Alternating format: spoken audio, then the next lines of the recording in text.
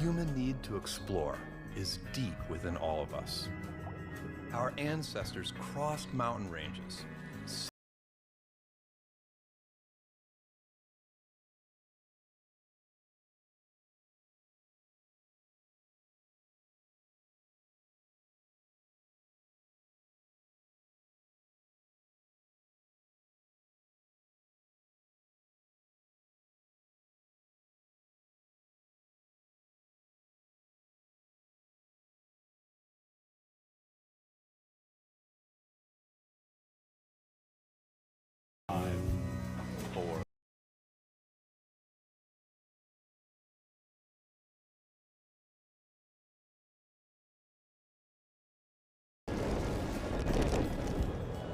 our descendants look to the stars, perhaps from a rocky moon or colonies floating in open space, they'll remember this time.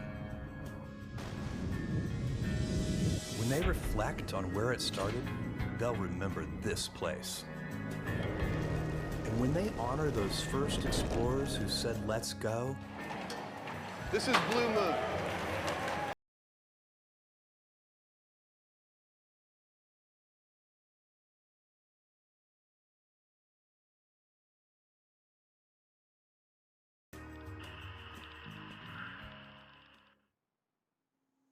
Hello, everyone, and welcome to today's live webcast of New Shepard's 13th flight to space. I'm Caitlin Dietrich, and I'm joined by my co-host, my buddy Joel Eby here. Hello, Caitlin. Hey, Joel. Thanks for having me. As the resident creative at Blue Origin, I'm usually on the other side of the camera, but I'm happy to be here today. Yeah, that's right. And Joel, we're going to love seeing a lot of your designs fly to space today. You can thank Joel for that big, beautiful feather on our rocket. And of course, we're here in front of our Blue Moon lunar lander in our Kent, Washington headquarters. As you can see, it's very fitting because this mission is all about testing technology to land on the moon. That's right. And as you can see, Caitlin and I are being very safe today with our divider here.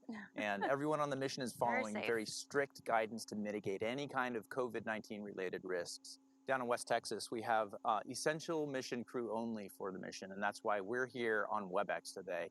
Hopefully no technical issues today with the broadcast. Knock on wood for us, for sure. And the team has done a great job getting the rocket ready. We took some extra time, which is always a great idea, to make sure we're good to go today, and everything's looking great for launch. And to open things up, we wanted to play a special message from our CEO, Bob Smith, who I caught up with earlier in West Texas. So let's roll it. Hi, Bob. Welcome to the webcast from West Texas. How's it going down there? Thanks, it's great. Down here in West Texas, we're in our Mission Control Center, getting very close to flight. This will be our 7th flight of this particular booster. So we're excited about that, as well as all the great experiments that we have flying on this for the first time. Awesome, awesome. Well, we have 12 commercial payloads on board today, and one notably, of course, is our first experiment to ever fly on the booster. So could you tell us a little bit about that? Yeah, glad to.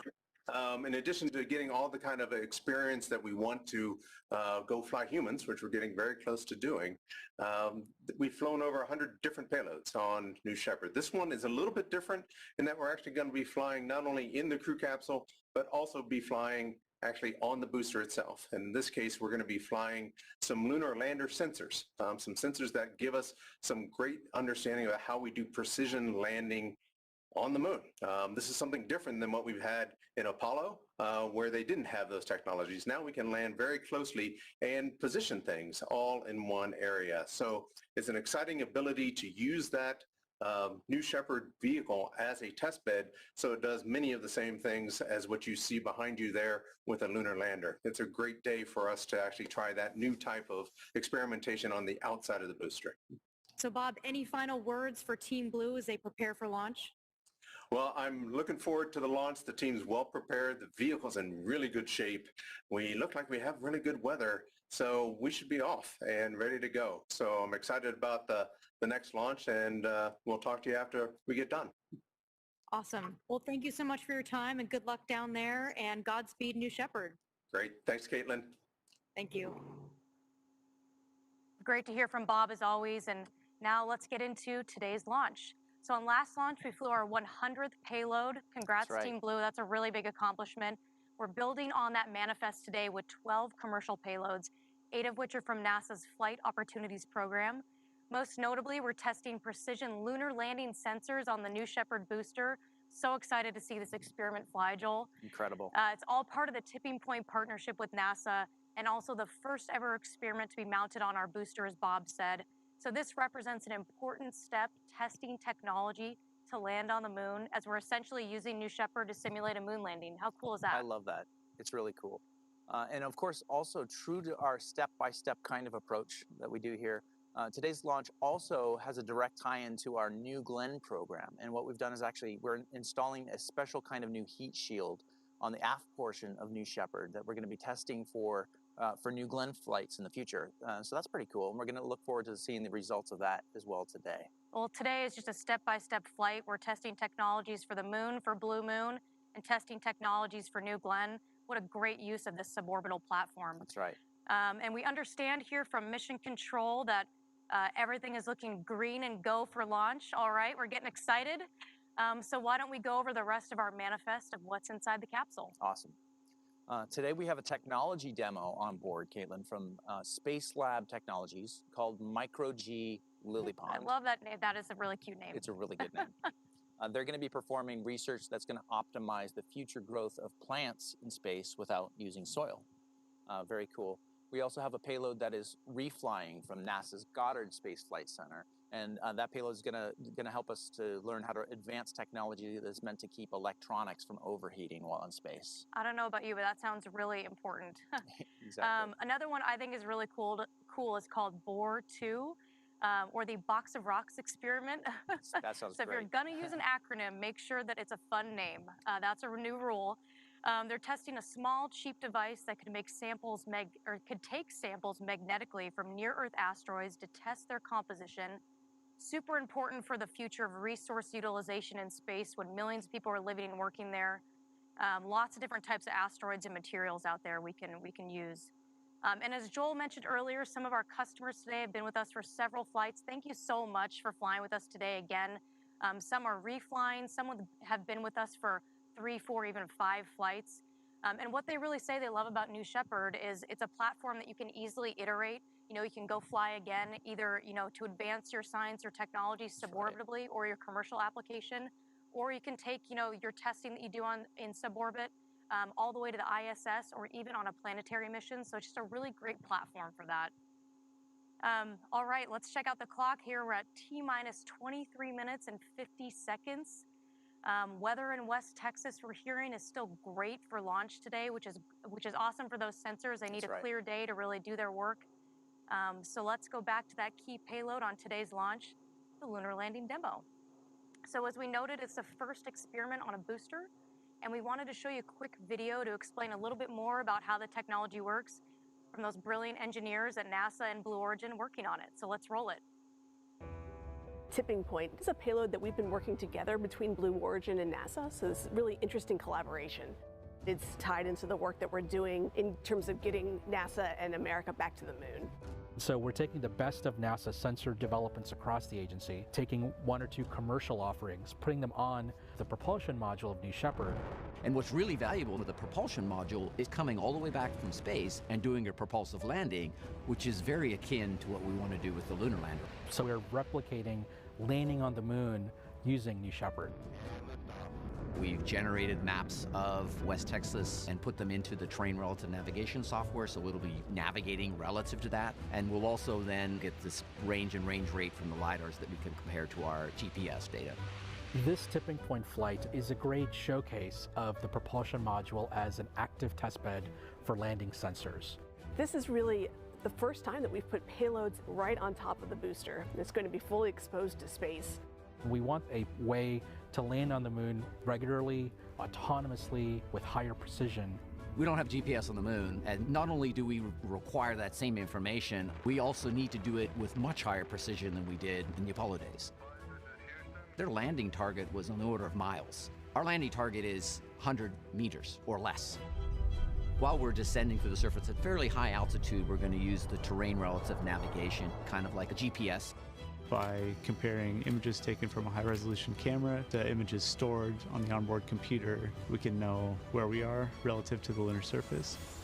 Then I switch over at a few kilometers above the surface to the LiDARs that are then going to be giving you range and range rate directly to the surface.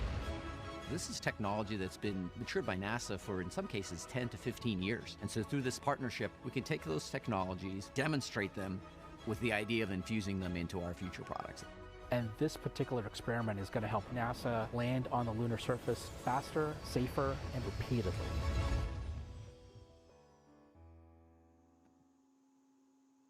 Huge props to the team at Blue. It's been working so hard to integrate this experiment. No, absolutely. And this is such a great partnership between Blue Origin and NASA. And earlier, our very own field reporter on this launch, Ariane Cornell, caught up with NASA Administrator Bridenstine about the launch today and our next steps to go back to the moon, this time to stay.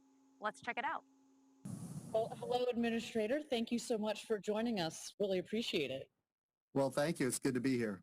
Why is going back to the moon so important?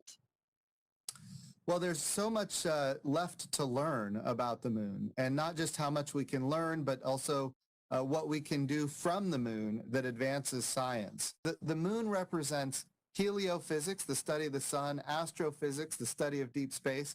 It also represents planetary science. We need to go to the moon so that we can learn how to live and work on another world for long periods of time because we have an agenda to get to Mars.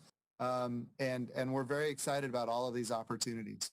Well, how are our commercial programs, suborbital programs like New Shepard, helping NASA achieve its missions? It's critically important. So the way it's been for decades now is you have to go all the way to orbit the Earth. And of course, that's tremendously expensive to launch a rocket to the International Space Station, dock, and then do your experiments there. But if we could launch suborbitally and have maybe 5 to 10 minutes of microgravity where we can actually test technology and do training and do scientific experiments, and the fact that, we have these commercial providers like Blue Origin that can fly into suborbital space and help us test these technologies. It's an amazing relationship, and of course, critically important to accomplishing our mission. Well, at Blue Origin, we have kids draw their visions for the future on postcards, and we're going to be flying those on New Shepard along with the other payloads. I'm curious, if you could draw on one of those postcards, what would you put? What is your vision for the future? Well, I'll tell you this. I would. There's no question. I would draw my family. Most important thing in my life is my family. The challenge is I might have to draw them as stick figures. My artistic capabilities aren't quite there, but I would definitely put my family on a postcard and send them to space and dream about a future when humanity is going to be living off the Earth. Thank you so much for joining us. We really appreciate it. It's been a pleasure, and thank you as always for your support. It's been my pleasure, and let's go New Shepard. Let's get this mission accomplished and see what great things come from it. You can just really see how passionate NASA is about going back to the moon, just like Team Blue. All of us bleed blue out there. And of course, inspiring the next generation who'll be carrying the torch, one of the most important things we can do here. That's right. Ariane also was able to catch up with NASA's technical lead, Caitlin, for the experiment. His name is Dr. John Carson. Let's take a look at that conversation. All right. Hello, John. It's a pleasure to have you on. Thank you so much for flying with us on New Shepard. Absolutely. Yeah, it's my pleasure to be here, and I'm looking forward to flying on New Shepard as well. Why don't you walk us through your sensor experiment today and how it works? So the system provides precise navigation information to a spacecraft that can be used for onboard that spacecraft for determining intelligent maneuvers that then can enable that spacecraft to land very precisely within half the distance of a football field roughly to the location that spacecraft is targeting for landing. So the sensors include multiple LiDAR, which are laser-based sensors, a camera, as well as something known as an inertial measurement unit. We're testing this for lunar missions. Obviously, New Shepard for the moment is just going to be landing back here on Earth. How is working with a suborbital rocket helpful for your testing? We've got a rich history of leveraging these platforms, which include not only rockets but also helicopters and aircraft and terrestrial flight platforms. We use these to go and test our integrated systems at conditions that are much closer to, the actual lunar or Mars or other landing trajectories than we can get just doing things in a lab. So that allows us to mature the systems, test them integrated together, and then, revise. We learn from these things. It allows us to revise the technologies, further improve on it, then go out and test it again and go right back to the labs. Bigger picture, how do you see your sensor research and experiment today supporting other programs beyond the moon? So they just kind of go back actually to the Apollo missions 50 years ago. So then they had to rely exclusively on the best processor and sensor that we have. That's the human mind and the human eye. So these LiDAR-based sensors, they're active sensors, they're able to see things that the human eye can't easily discern. For human missions, these sensors give that additional situational awareness that the human eye can't easily detect. So for robotic missions that do things fully autonomously, likewise, this gives those systems that kind of perception. And then we rely on advanced algorithms on that multi-core processing system to then detect those hazards and avoid them. Thank you so much for your time. We really appreciate it. Best of luck with your experiment and your research. We are so proud to be contributing to it. Yeah, thank you again, and best of luck to you all on the flight as well. So we're very glad to be a part of this. What a great conversation. And to show you where this experiment is mounted on the booster, took a little tour to our high bay here in Kent. That's right. To check out a couple of our vehicles that are getting ready for future flights. Got a lot of hardware in there. And I wanted to show you the ring fin on top of the booster. So this is where the avionics and sensors are housed for this experiment.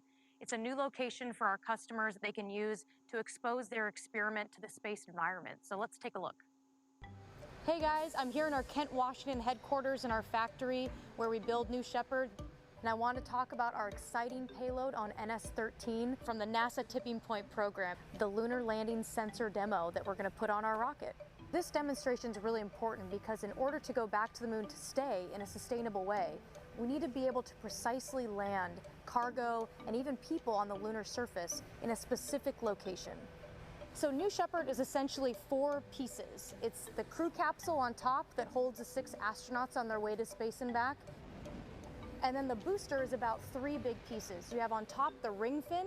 In the middle, the biggest part is the tank that holds the fuel. And then on the bottom is the aft portion, which houses the avionics and also the engine.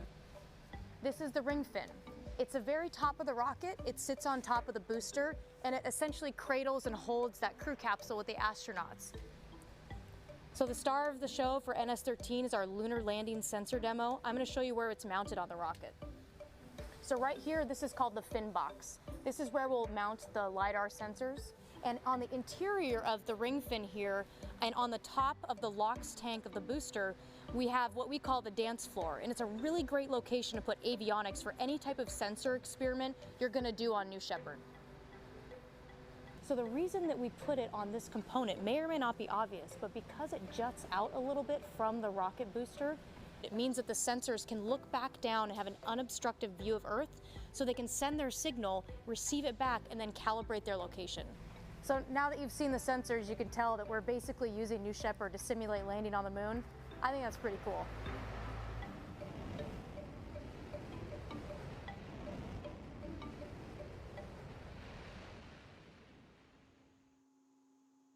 That is pretty cool. That's a nice little tour you took us on there, Caitlin. Thanks, it was fun. All right, everyone. Thank you for joining us live today. We are now at about T-minus 12 and a half minutes until New Shepard's 13th launch to space. Caitlin, this is actually the 7th launch for this booster, isn't it? And its capsule. That's awesome. So that is a record for this vehicle. Great job, Team Blue. I mean, that is real operational reusability and work. That's right. All right, so let's take a look at the star of the show, New Shepard, as she gets ready to go to space.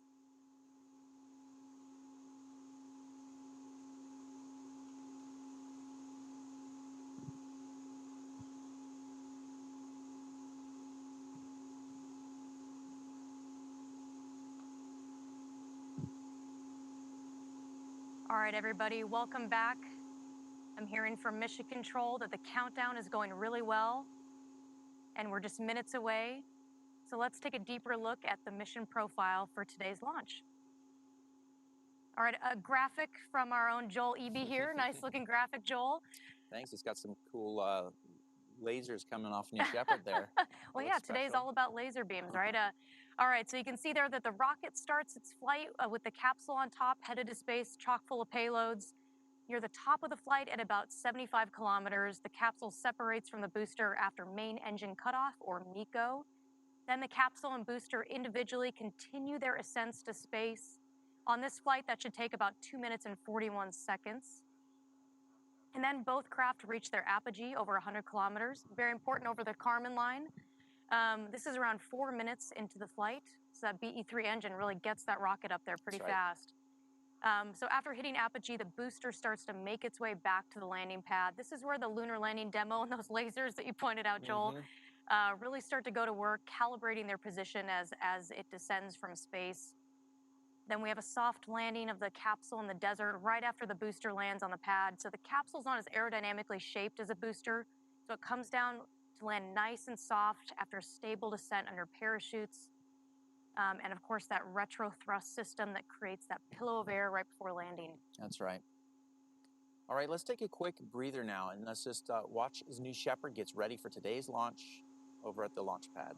Beautiful.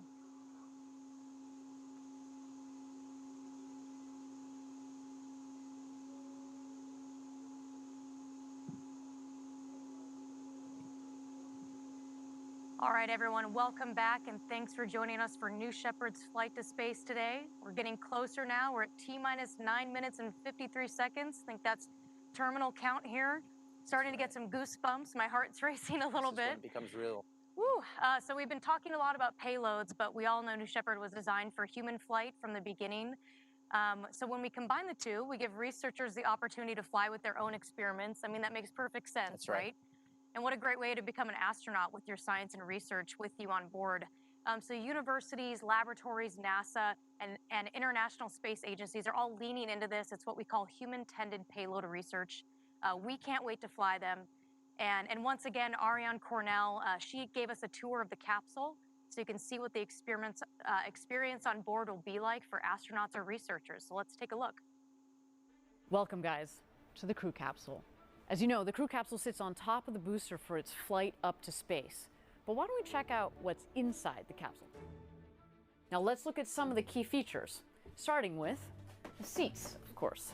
So these seats are in-house designed seats based on a helicopter model. They're made through the scissor mechanism to be able to take out any extra forces, downward forces, as you come into land. The other thing that you cannot miss when you come into the crew capsule, of course, are these big, beautiful windows. These are the largest windows that have ever flown in space. In fact, over a third of the capsule are windows. 6 seats, 6 windows. Everybody gets a window seat. Next stop on the tour, the window sills. You see, anything in the capsule that's noted as blue is what you can hold onto as you're floating around the capsule up in space. Last but not least, we've kitted out the crew capsule with a lot of cameras. We want you to be able to share your memories with your loved ones for years to come. What's so wonderful about the New Shepard system is whether you're a tourist like you and me and you want to go explore the stars or see your home from space, or you're an astronaut that works for NASA or another space agency, New Shepard's going to be your ride.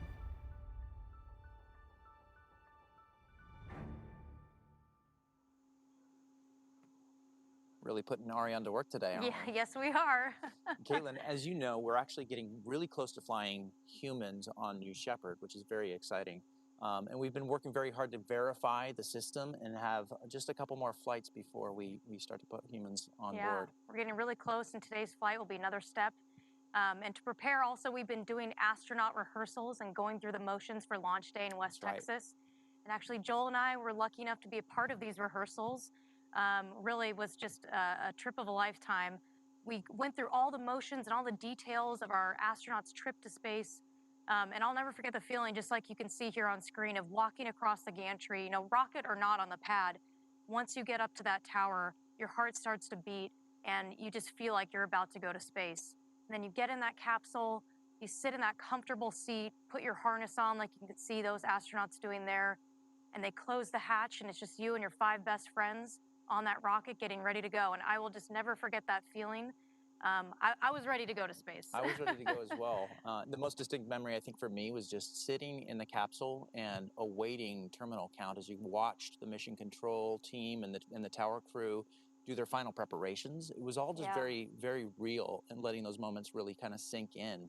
And listening to the sights, listening to the sounds, and watching the sights out the window. There was something very surreal about it, and you become very contemplative as you're looking out the window and thinking about this event that you're going to go through that is really going to change your life. Yeah, and I think, we have Capcom, who we were talking to That's at that right, time. yeah. They had a couple space jokes to Yeah, kind you of can- calm your nerves, which really helped. We're working on the jokes, but they That's were right. really good. Yeah, you can talk right to mission control. Yeah. They do a good job putting you at ease and keeping you connected to the mission, which is really, really good to experience. Yeah, it was awesome. All right, and of course, just as Apollo and the shuttle inspired so many of us to explore space, we're hoping that spaceflight today inspires the future generations. And that's why Blue Origin founded our nonprofit Club for the Future, and we have a payload on board from them today. We have tens of thousands of postcards from the club, from students all around the world. This is our second flight for postcards, and some of the postcards flying today even have a special Artemis stamp. So thank you, NASA. That is such a great keepsake for all of these students. And I want to do a special shout out to my nieces and nephews. So hi, Colin, hi, Kinley, hi, Fiona, hi, Bridget, hi, Cole, all future astronauts, of course. And another special shout out to Cedarhurst Elementary in Right. Highline Public School District in Right in our Burien, backyard. Washington. Yeah, stone's throw from Joel's house. Before COVID, we were able to visit the school and made postcards with the students. Their ideas for the future of life in space, I have to say, were awesome, but also brilliant and smart. I mean, these students are Totally. really thinking about what will be possible in the future. And one idea I really liked was a trash collector in space. So, Of course. as we all know in the industry, there's lots of orbital debris up there already. So, very important. Hopefully, it's a recycling trash collector. And another one I thought was really fun was using asteroid water to fight fires on Earth. So, definitely something we could have used this year, That's right. but just really innovative ideas from the students. Yeah. I mean, these are some just really great examples of why we think Earth really needs space. And we've been asking students to think about that question. Why do you think Earth needs space when you're making your postcard? We posed this question also to some Blue Origin employees recently. And here's what they had to say.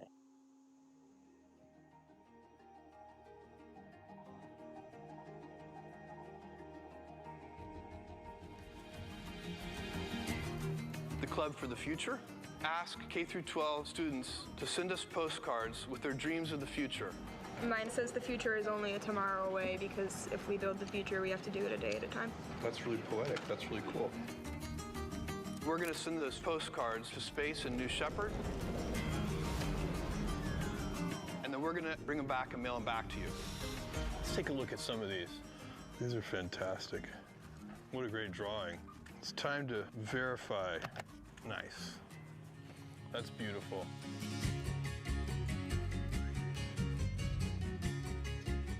Why does Earth need space?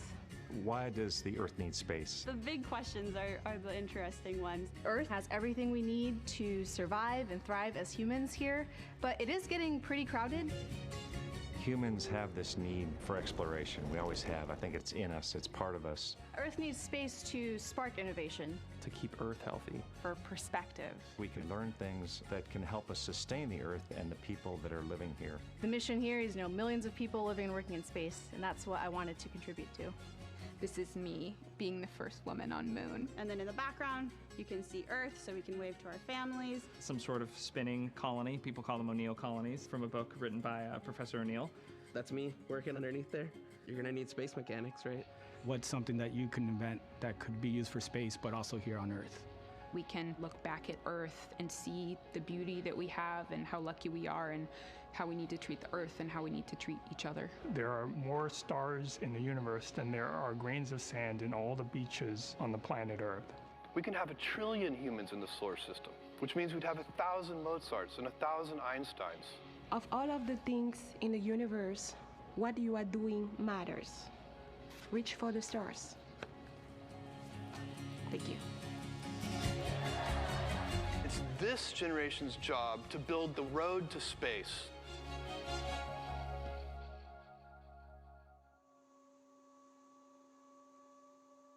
All right. Well, thanks. Every time I see that video and watch the kids make their postcards, it's just love it. really, Yeah. I get a little misty-eyed. Exactly. And your kids are pretty great artists. Yeah, they love to draw postcards. My daughter Rami, she loves to imagine what life is going to be like in space, and she's been kind of busy drawing some amusement parks and space colonies. It's really fun to watch. Awesome.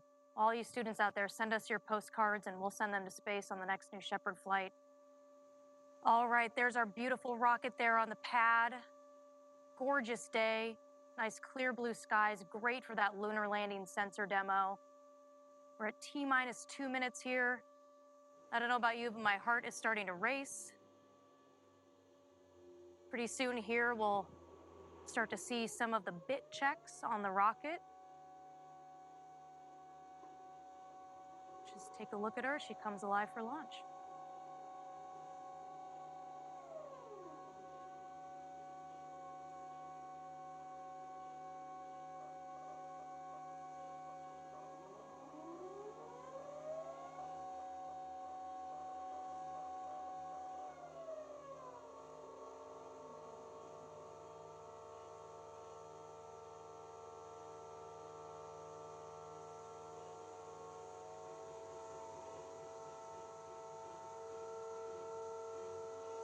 All right, you can see those fins moving there. It's a great sign.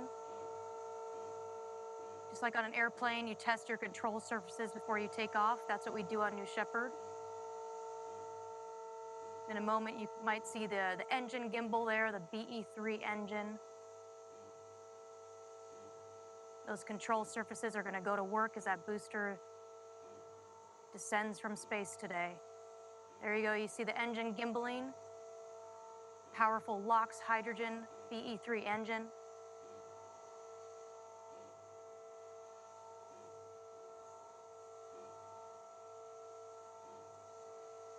All right, our hearts are racing over here. We're about T-minus 36 seconds. We're going to turn it over to mission control. Godspeed. Have a great flight.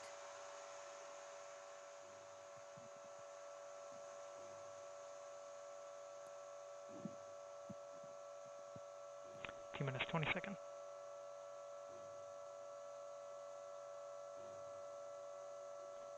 T-minus 13, 12, 11, 10, 9, 8, 7, 6, 5, 4.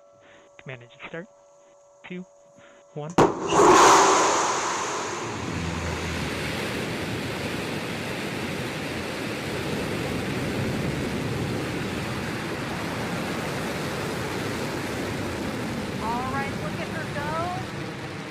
Mission control has confirmed New Shepard has cleared the tower. Check out that shot from our drone. On her way to space. Lunar landing tech on board. Payloads inside. You can see at the top right of your screen there, New Shepard's gaining speed. That BE-3 engine is really doing its work. What a clean burn. First milestone here is max Q.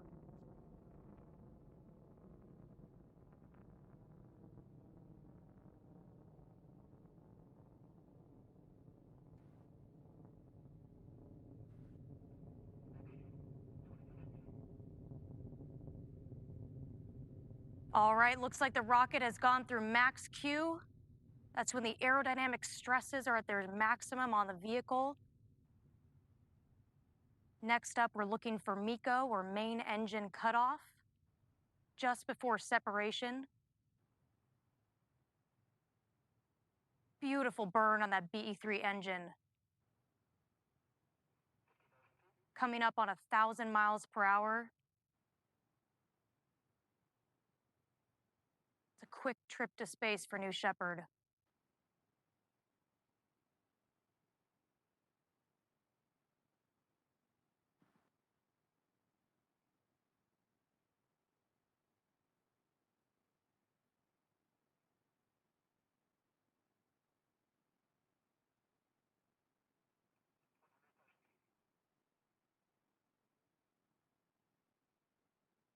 Beautiful.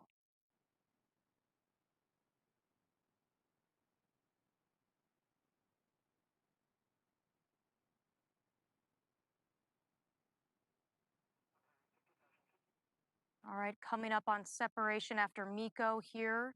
Looking for that engine shut off. There we go. Looks like BE-3 engine is shut off.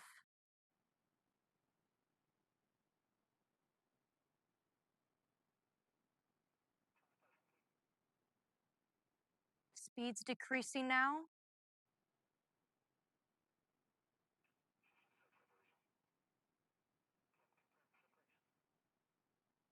All right, I think I see separation there.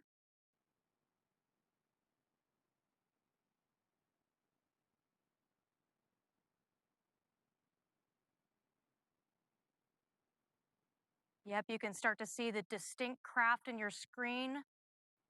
Right about now, those experiments are getting their clean micro Gs, 3 to 4 minutes of hang time, gathering some great data. And at this point, if you were flying with us, you'd be able to get out of your seat, float around the capsule, do a somersault, high five your friend, and look down at that beautiful Earth below you.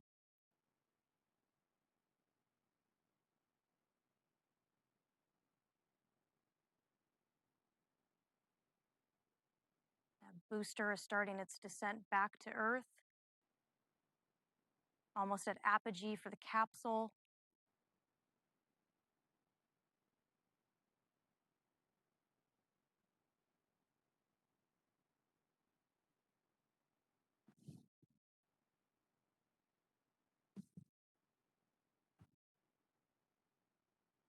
All right, apogee. As long as that's over the Kármán line, if you are an astronaut on board, you are now officially an astronaut, my friend.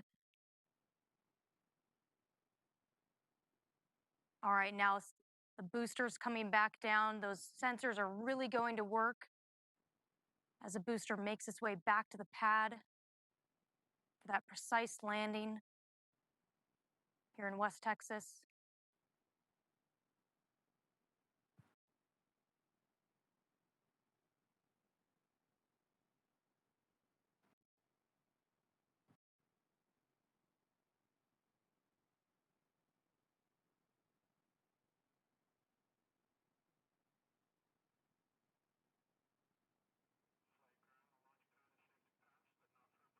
The rocket's soon reaching the atmospheric pierce point.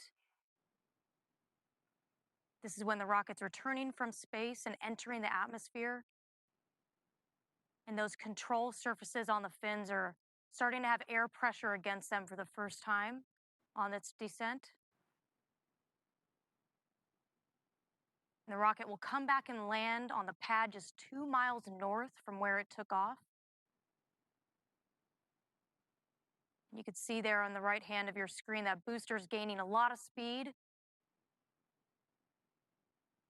Control surfaces really doing their job, keeping that vehicle stable. And that booster, of course, is more aerodynamically shaped than the crew capsule, which is why it will win the race back to the ground and land a few minutes before the capsule, which is great for the astronauts. They get a little more hang time up there. You can see those wedge fins keeping the rocket stable. Of course, earlier we talked about that the LiDAR sensors are right below those fins on the fin box.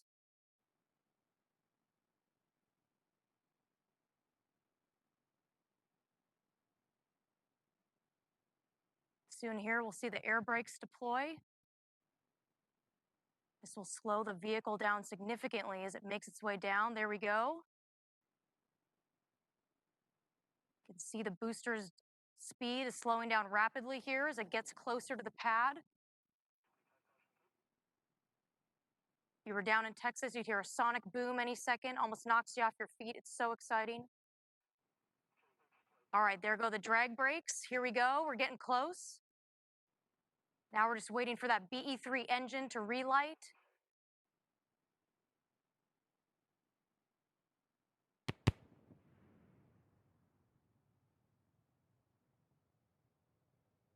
There we go. All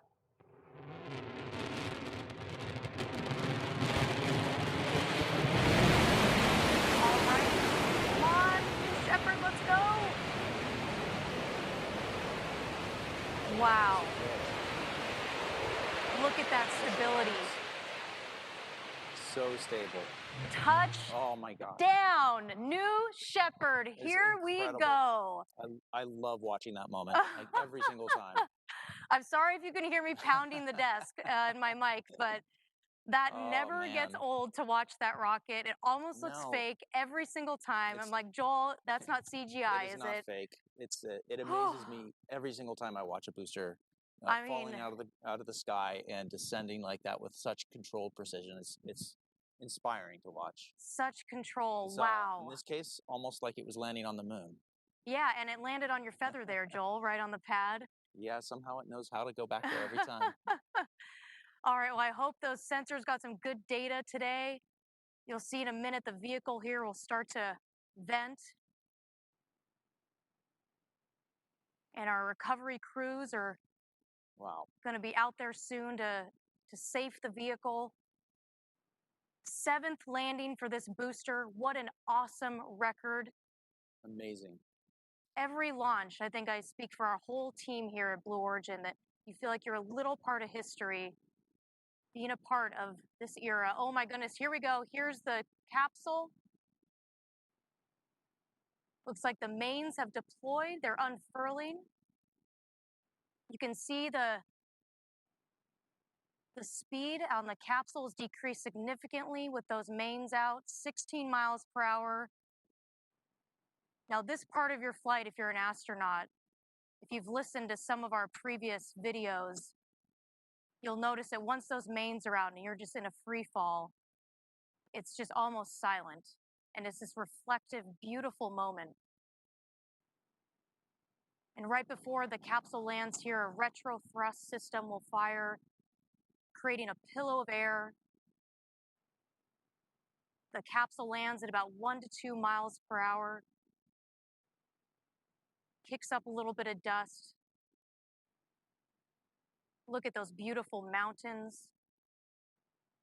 Wow, Joel, just a picture-perfect launch so far. I love this. And you can see the speed stabilizes about 16 miles per hour, and then we'll be at about 1 to 2. Here we go, almost touchdown.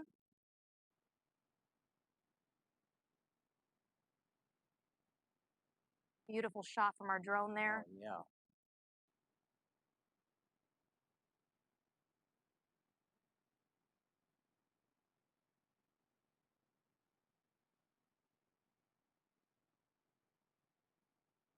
All right, and touchdown of the capsule. All right. She made it back. Excellent. Woo! Wow, we got both our craft back safely from space. Looks to have been just a fully nominal flight here, Joel. That's right. You see those parachutes gently falling to the ground. I'm about to fall out of my chair. Oh my gosh, wow, look at that. And you could see, that's a great view because you could see how that poof of air just disperses that dust around it, just a gentle, soft landing. I've visited these capsules a couple times after launch, and they look like they are just, they're barely disturbed. That's right. You know, it's just sitting there right on top of that soft desert floor. Yep. Wow, well, congratulations to Team Blue today. Hopefully we got some great data from our lunar sensor demo here on our booster, 7th flight for that vehicle. Hopefully all of our customers with their payloads inside the capsule are going to get some great data as well. I'm sure our recovery teams are on their way out. All right, and here's our unofficial stats from the exciting flight today. Crew capsule's apogee, awesome altitude, 351,200 feet. Max ascent velocity under that BE-3 engine, 2,232 miles per hour. Wow. Mission start time, 8:36, right on the nose. Great job, Team Blue. And mission time, 10 minutes and 15 seconds. It only takes you 10 minutes to become an astronaut, Joel. It's kind of incredible to think about, isn't it? Wow. Of course, we'll be looking at all this data from our lunar lander demo. I'm a little bit out of breath. This is really exciting, but it sounds like everything went well today. Perfect flight, perfect day. Looks like we almost landed down nicely in Shackleton Crater there on the moon. Yeah, look at that. A little bit more vegetation than you'd expect. Yeah. Awesome. All right, well, if you were inspired today by what you saw, if you can't tell by the excitement on our voice, we love working at Blue Origin. Everyone here does. We're all about the mission. Come join our growing team. We have locations all across the country, and we're hiring. Join Blue. Awesome. And to commemorate today's mission, we always make a mission patch, don't we, Caitlin? Yes, we do. To commemorate. Well, you do. Well, yeah, my team works on these patches. We work with the new Shepard team as well, and the NS-13 mission patch is a special one. This was designed actually by the new Shepard team along with the payload team that worked on today's lunar lander experiment that you saw. And it actually features New Shepard landing on what looks like both West Texas and the moon. It's actually, this one's cool. It features glow-in-the-dark thread to commemorate those lunar lasers awesome. that help us with the experiment. So to find that gear and other gear with the NS-13 mission patch on it, go to shop.blueorigin.com. Awesome. There she is right there. All right. Well, that's all from here. Wow. Wish we could just do it all again. But thanks for following us. Thanks for watching today, everyone. Congratulations to Team Blue. Congratulations to NASA and all of our customers. Thanks for flying with us or reflying with us. Stay safe out there, everyone. And until next time, Good Autumn for Rossiter. Thanks.